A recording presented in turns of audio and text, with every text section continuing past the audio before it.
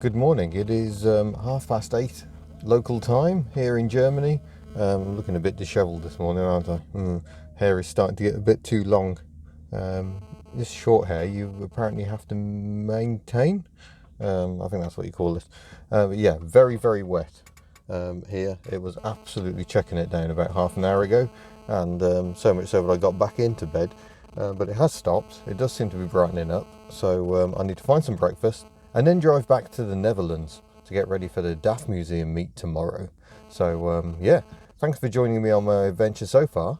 Let's see what the next few days bring about. Alright, so we are back in the Netherlands for breakfast. I've only driven a couple of miles, but there's Ellie in the window. We get worked out what a Primera shop actually sells. There's much lifestyle on their front screens. There we go. Park up, go and find ourselves some breakfast. Food on the road, people keep asking. Today I've been to Albert Heijn, which is a supermarket, where I've got an original yogurt breaker. Pain au chocolat, they're very cheap here. Some grapes, best fruit for the road, and some cool best orange juice. I love the fact that we keep it cool, you get the best. All this stuff is in English, but I'm pretty sure they don't sell this in the UK. No pulp, just as good. Yeah, because yeah, I'm not averse to the pulpy stuff as well, but you know, I thought I'd go smooth today because I'm such a smooth gentleman. The only thing I'm curious about is the yogurt. I'm not used to this kind of thing. Let's see what that tastes like.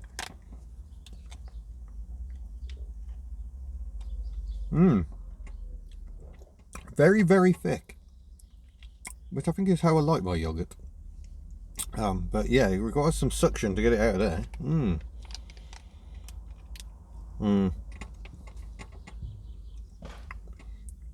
What you want to do is squeeze, and then it comes out much better. Stop it. Right, I shall continue. I won't film my entire breakfast.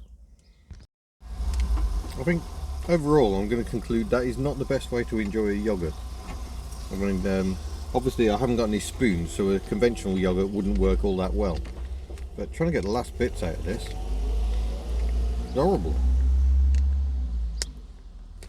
Yeah, I think that might be about it. Oh well, I shall go for my Cool Best with its plant-based pack. Again, header in English and then the rest in Dutch. Crazy times. First encounter of a DAF kind out in the wild. What a colour. That is truly beautiful. And being a 46, it's also got an air-cooled flat twin, just like Ellie. Love it. Well, you can't really tell, but we've just hopped back across the border again into Germany. It's going to be that sort of a day. Germany sticks into the Netherlands, and then a bit further down the Netherlands sticks into Germany. So it's all a bit curious. It's not a particularly straight border, which is a bit like the England-Wales border, to be honest. That is far from a straight line. But suitably breakfasted. We shall head to my friend's for the weekend. I'm not going to give too much detail of where he is because I don't think that's fair. Yeah, got some prep to do ahead of the social tomorrow. Some shopping indeed.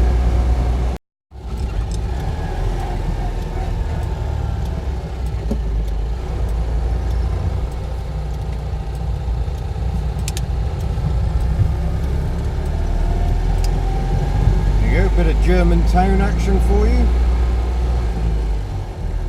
I'm learning to severely dislike Skoda Kodiaq drivers. They do seem to like pulling out in front of people. Perhaps they're just bitter that they can't afford an Audi. I've been told I should get some petrol while I'm in Germany, but we've still got half a tank. It's a shame. Petrol price is much cheaper here in Germany than the Netherlands. That diesel €1.20 and super is $1.42. It's about 176 in the Netherlands, but if I don't need fuel, I don't need fuel. no idea where I'm going here. Okay, I guessed right at that roundabout. Right, see how long it takes to get back into the Netherlands then. Got about 120 kilometres to cover today, so not far. And now we're back in the Netherlands again. I didn't even see a sign. It's just all of a sudden they have these green repeaters. And every now and then these green repeater signs have the speed limit on, which is incredibly useful. So 80 kilometres an hour at the moment tends to be the maximum on most single carriageway roads here. Occasionally you get a stretch where you can do 100. That was a treat yesterday. Turned out nice again. So I picked the wrong day to wear shorts. This is actually getting pretty seriously unpleasant, and yeah, I'm once again reminded that removing the demisting system was perhaps not the best idea. I've got a rag on my side, but it's struggling to cope, to be honest. There's water pouring in over my sandals, but at least I suppose that doesn't matter in the big scheme of things. Why would you have a rear wiper and not use it?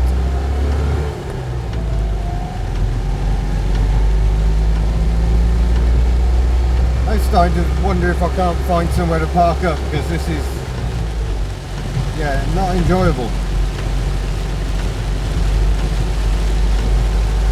See, I'm going to have to reconnect up the heater hoses, I think. It's getting ridiculous. Where? There's one of them. Hopefully one will do, just on my side. Yeah, that's a pretty fair amount of rain, so let's see if we can get some demisting on the go now.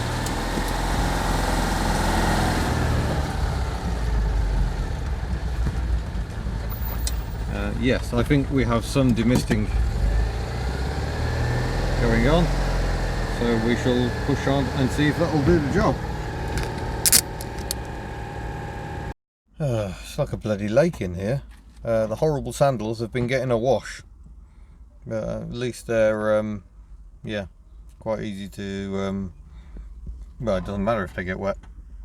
I think some of the rain is leaking in through the vent flap, because I don't think I've got enough sealant on the rubber strip. But the wiper spindles also leak. So water comes in, there's a little channel just inside, and it runs out and drops absolutely everywhere. Exciting times. Welcome to day 11 of the 2CV road trip to Croatia. And yeah, the exciting news today is we're off to the DAF Museum in Eindhoven for a HubNut Social. I haven't been shouting too much about this social because I was slightly worried about the numbers. But yeah, should be an interesting day. No idea how many people are going to turn up, but currently following my friend Stein, who's been very good enough to put me up for a couple of nights, and took me on a gorgeous tour of Maastricht last night. So here are some details of that.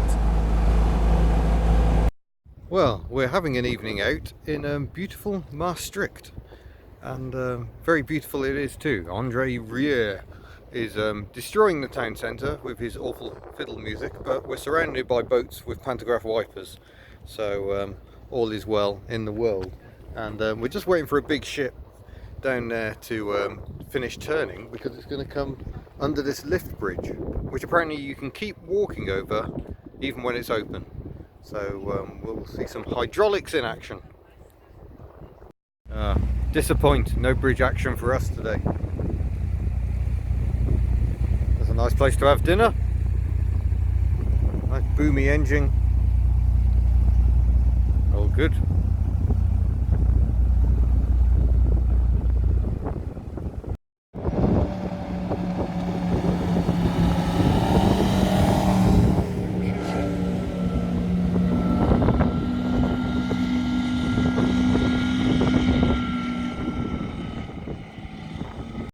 And this is the Oude Minderbroederskerk, which is very, very impressive here in the centre of Maastricht.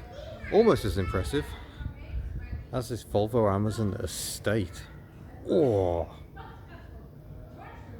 yeah, it's quite impressive here in Maastricht, and I have a feeling this is where I came for breakfast 12 years ago. It has a very familiar feel to it, all surrounded by old buildings. However, they're a bit more modern that way, and there's scooters everywhere, and a European flag. But yeah, lovely, lovely, lovely. And today has also involved driving lovely, lovely, lovely cars, so there'll be more road test videos to add to the collection. As you can see, that was lovely, lovely Maastricht. I've been to Maastricht before, and as I said, in fact, and it is a lovely town. Thoroughly recommend a visit. But now we've got to get to Eindhoven, which is about 40 miles away, I think, and yeah, see what the day brings. Mark II Fiesta, that's quite jolly. Haven't seen too many interesting motor cars this morning, but maybe they're all just queuing up at the DAF Museum. But we are now approaching Eindhoven, which is nice. So, DAF Museum has been achieved, and this is the mobile raincoat prototype, 150cc with a torque converter. I wonder if that's it on the front wheel there. Quite interesting. Even smaller than Tuk, I think. Well, here we go, little DAFs. Prototypes up there. I've seen that picture so often, but not often with a little DAF in front of it. Lovely. I wonder if that's the Van Dorn brothers there. The Van Dorn brothers are responsible for the DAFs and the transmissions. Very interesting South African DAF here. Completely original number plate on. That's quite amazing. And we'll go and have a run down that lineup when there are fewer hubnutters in the way. But here we go. We can see the design principles of the DAF. Most had twin belts, so no differential, because the belts adjust separately each side. So give you the ratios you need. There you go, little air-cooled twin-cylinder engine. That one seems to leak far less oil than the one in Ellie. Interesting, very basic fan, but obviously being a DAF museum, trucks are also a part of the history, and buses indeed. See some hot pantograph wiper action over there, which we'll go and check out later. A very early truck down there. Yeah, what a lovely little museum. Oh, there's a rear subframe again. That's very interesting. Independent rear end. There's the earlier simple leaf spring type. Good stuff. DAF Coupe with a chance to peek at the underpinnings. So by this stage, this will be a 55. They were using Renault 4-cylinder engines, still with the belt drive at the back. It's interesting that there's a geared system to take the drive out. Oh, actually that is the independent rear end. Impressive stuff. Pipes are because there's a vacuum system to hold it in a lower gear. And ooh, does this work?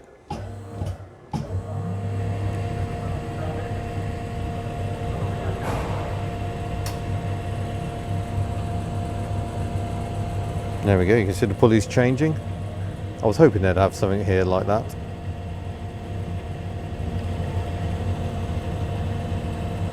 And look at that, we're up to 27. Oh, that's the different ratios, I guess.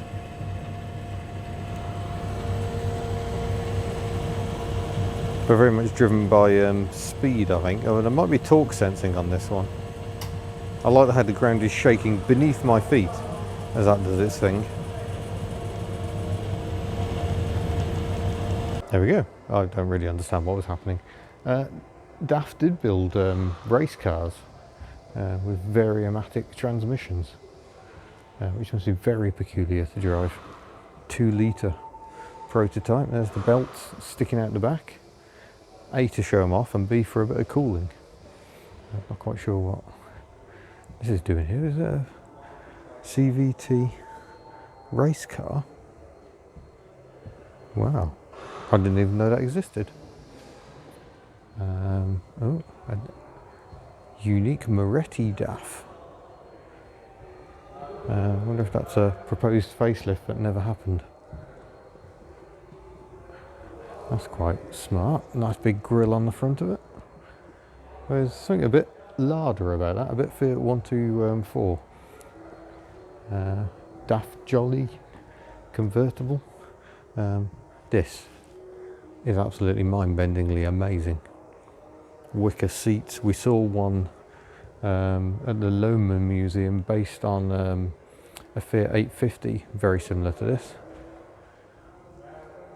Daffodil. Amazing paintwork. Little rally DAF. Oh, that did the London to Sydney marathon. That must have been a challenge. One heck of an event, that. Notice the washers on the wiper arms for maximum effect. Oh wow, is it 4-wheel drive? If it is, it's hiding it well, so I would suggest that isn't. DAF Pony. Oh, these were used by the postal service, I think, quite often, which is why they're right-hand drive, so the postman can step straight out onto the curb. DAF Batu project. I guess that's for simple markets. 2CV headlamps there. Articulated pony tracker. Liking that quite a lot.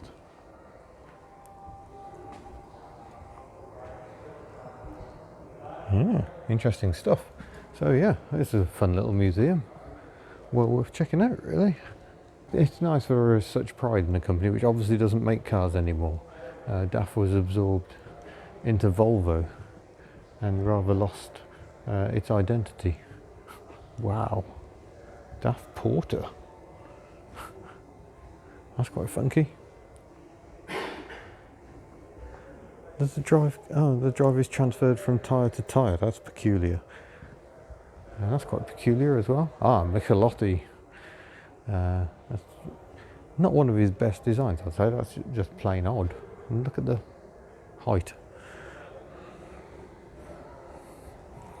Another Michelotti project. DAF City. Never seen that before. Pillarless doors. And another rally car. A 555. Interesting. Lotus twin cam. Interesting. That's going to be exciting. Maser belts can handle it. And there was a Formula 3. I think there was an exclusive race series with these variomatics. Cosworth power. That's a dinky little Cosworth engine.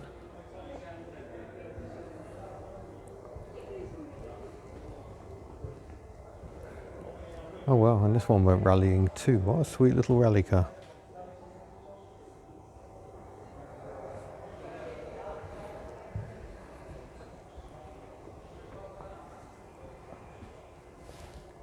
We're going to take a very quick walk along this lineup because otherwise the video is going to end up being hours long. We haven't really got time for that. But yeah, many DAFs, you have to say.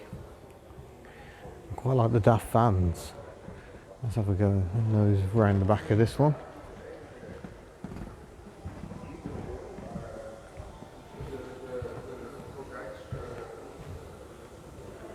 Yeah, very simple construction on the vans. It's interesting, there seems to be half a DAF down there. I prefer my cars a little more complete, to be honest. So 33 was an evolution of the original Daffodil, or 750. And Then it evolved into the Michelotti designed, I think. 44, for my money, the prettiest of the DAFs. The 44. Lots of 44s. 44 police car. And then, is that a 46 there? Which was a single belt version of the 44. And then, yeah, the 55 took over. That's a 66. This is a 55 in front of it. Again, a further evolution. The 55 is where the Renault engines came in. So a little grille to differentiate compared to the completely plain front end of the air-cooled models. So that's a major distinguishing factor. Then that evolved into the 66, and the 66 evolved into a Volvo from the DAF. But I don't think they really changed an awful lot. Oh no, of course, being Volvo, they fitted headlamp wipers. So still made here in the Netherlands. And then ultimately DAF were developing the 340, the 70, which was meant to be the 77. Yeah, probably glad they didn't make it look like that. But Volvo took that and put that into production. Still with CVT, although they also developed regular manual gearboxes. And here's a sporty little number they didn't actually produce. And various design sculptures. Oh, look at the detailing on that. That is lovely. See, as the shape came together.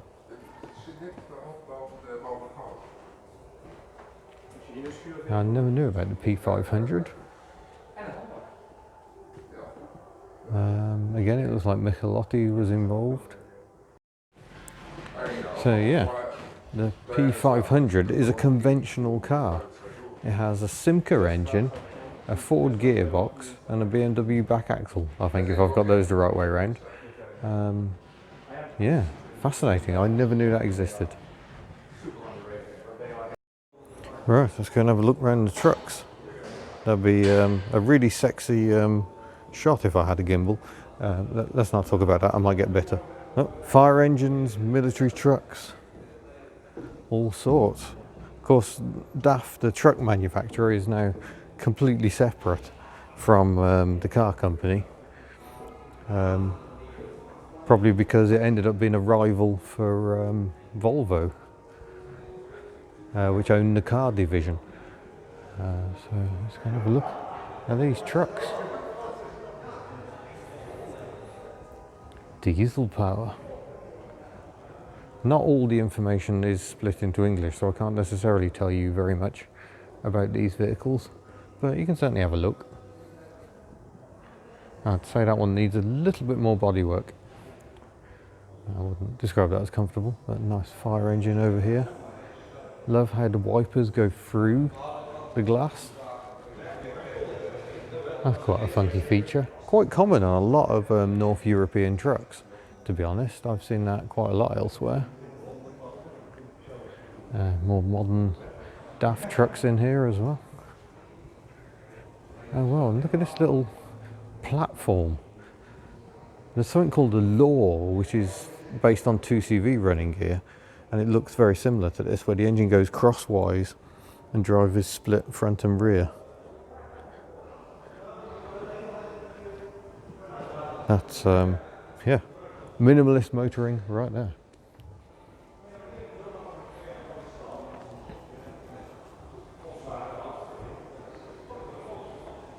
Hello. Yeah, good stuff. Beautiful pantograph wiper action. It's the office of the Van Dorn brothers. Maybe just one of them, or maybe they were that friendly. Wonderful.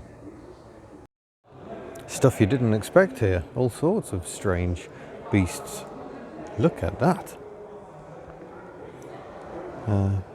Only two-wheel drive, but I have a feeling the Dutch Army had quite a few of those. Perhaps they felt obliged. Go past a little DAF Deluxe.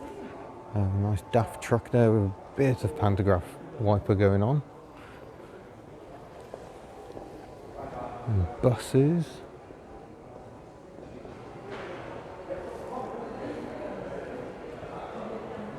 Trucks, engines, all sorts.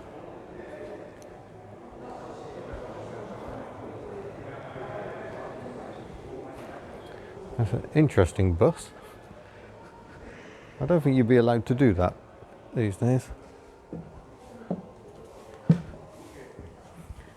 Wow, maybe it was an airport shuttle or something like that. But yeah, fascinating. So I think we can conclude that the DAF Museum, very VIP, is well worth a look. I've just had a very interesting mooch around the DAF Museum with a number of HubNut fans, and I'm just heading back to the car park to have a bit of a mooch around there, and we'll see what's going on.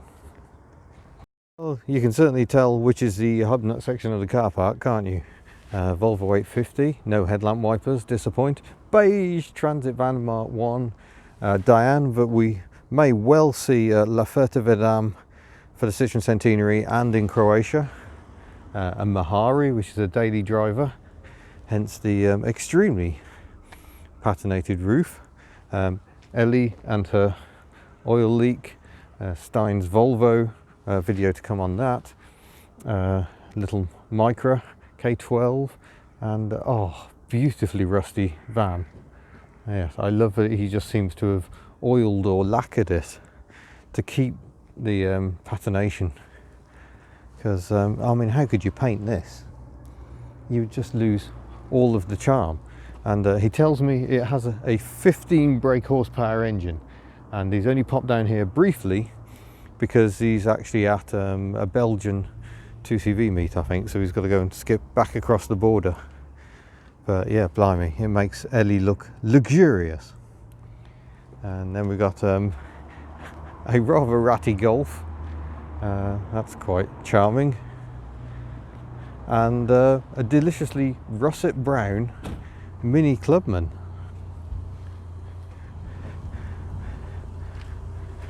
Complete with HubNut sticker and American spec rear lights. Automatic, so it is. Wow, that's very lovely. And look, another Dutch Volvo. It is a 480, and it's going grrr at us. We're definitely doing well for A series Citroens. Hello, hello. Hello. Hello. Lovely Audi 8.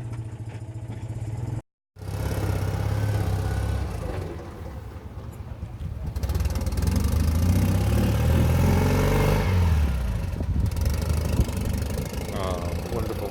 We will see the owner, but not the car, in Croatia. Petrol. Not only is there a Daewoo Nexia, the Korean Mark II Astra, which is nice to see. I can also see some DAFs hiding over there, and there are some outside the museum, so I might have to go back to the museum. But clearly there's a bit of an overflow going on. The DAF owners must be having a meet-up, and oh, as well as everything I saw in the museum. Try not to get run over. We've got yeah, this pair as well. Mifa Solex. Oh, they like their fellow Solexes as well, do they? The front wheel drive bicycles with the engine on the front. I suspect we will see some of those this year. Clearly this one had someone in the back, tilting seat there. But yeah, a lovely little pair of 33s, brown and green. That is deliciously 1970s. Car turn up here at the HubNut Social, a little yellow Mini Clubman. So now we've got a pair of Mini Clubmans, and they really are probably my favourite minis. I just love the Clubmans. Lovely. It's start raining. The sky has gone exciting coloured. Yeah, it might be time to find some shelter. So I think we'll wind it up from the HubNut Social, which has been brilliant. Lots of people come to say hello. It's great. It's what it's all about.